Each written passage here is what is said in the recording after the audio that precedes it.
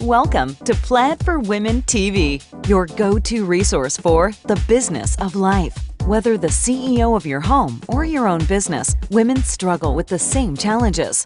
At Plaid TV, we discuss real-life issues affecting real women and offer solutions to help you achieve your goals, get connected, and be heard.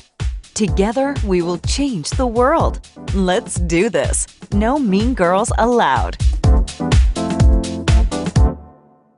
Hey, welcome everybody to Plaid for Women TV. I'm Siobhan Palmer. In this video, we're talking about pelvic floor health. My guest is Dr. Marie Warner. She's the Assistant Professor of Physical Therapy at the University of North Texas Health Science Center in Fort Worth, Texas. Dr. Warner, welcome. Very interested in this topic. So first of all, for our lay audience, describe where your pelvic floor is on the body. Okay, so the pelvic floor is a basket of muscles at the very bottom part of your pelvis. So you can imagine your pelvis, which is right here, the front part of your pelvis. So the pelvis is kind of like a bony ring. The very front part, there's the pubic symphysis. The very back, there's a SI joint.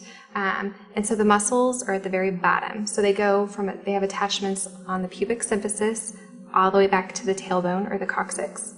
From one ilium all the way to the other, so the entire bottom part is being enclosed. So it's just this basket of muscles that we refer to as the pelvic floor or levator ani. Okay. Now, I know that one of the common complaints that patients have, they complain about incontinence relative to this part of their body. Why does that happen? So incontinence can happen for a variety of different reasons. A couple that are pretty common can be from weakness. And so that can occur due to childbirth or pregnancy, as well as trauma. So trauma to the area, whether it be from a significant tear during delivery or from surgery or something of that nature. Could trauma also include like a sexual assault of some sort? Or? Mm-hmm. Okay. So with incontinence, obviously this impacts men and women, but specifically toward women, it's either urinary incontinence or it can also be fecal. Is that correct? Mm-hmm. Okay. All right. And then what do you do? What type of treatment do you do for this type of problem in the pelvic floor? So if it's specific to muscle weakness, now they can have incontinence for another reason as well. Like if the muscles are non-relaxing or in spasm, that can contribute to incontinence as well. But specifically for a weakness issue, if it just helping them isolate the pelvic floor, so that way they can and showing them exercises, and then incorporating the lower abdominal muscles, the transverse abdominis, in addition to the diaphragm, into a variety of different exercises. So let me ask you, what are the ages of your patients that you're seeing with this type of issue?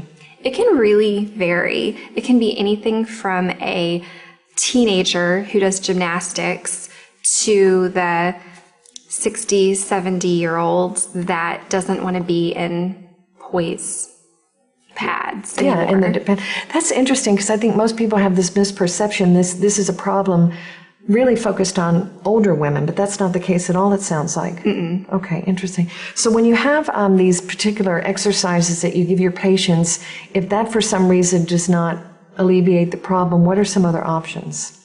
Well, I mean, there are a variety of different things. I mean, they can do anything from, their surgery is an option, but I mean, if you can avoid it by doing conservative intervention, that's always what the preferred. Yeah, exactly. You bet.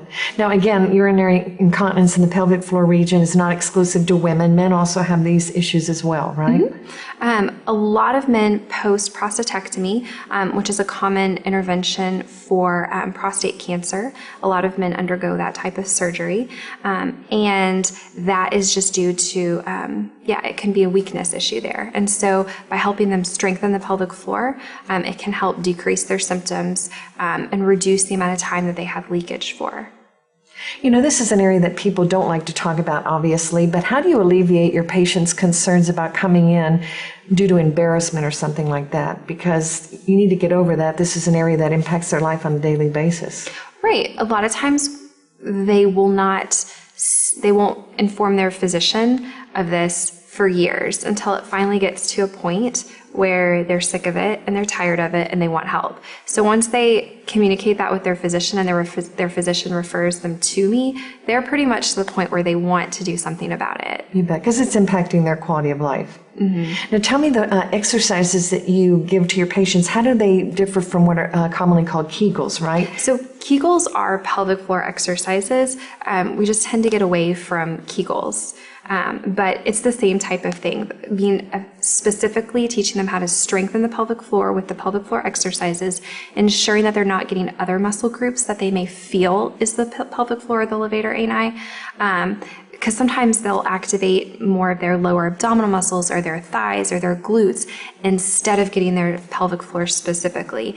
And then teaching them how to incorporate that into functional movements, incorporating their lower abdominal muscles and their diaphragm.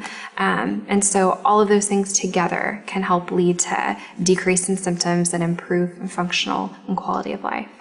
Yeah, and I love the conservative approach, like you said. Are there any issues if somebody has got health issues, if they're not as flexible, say a younger patient versus somebody in their 60s and 70s that are not as mobile or ambulatory? Can you still treat them with this issue through exercise in these? Okay. Yeah, I've been very successful. Yes. So you basically customize a program depending on where the person is in their health and so forth. Dr. Warner, thank you very much. Ladies and gentlemen, this is Siobhan Palmer with Plaid for Women TV. See you next time. Thanks for watching Plaid TV. See you next time.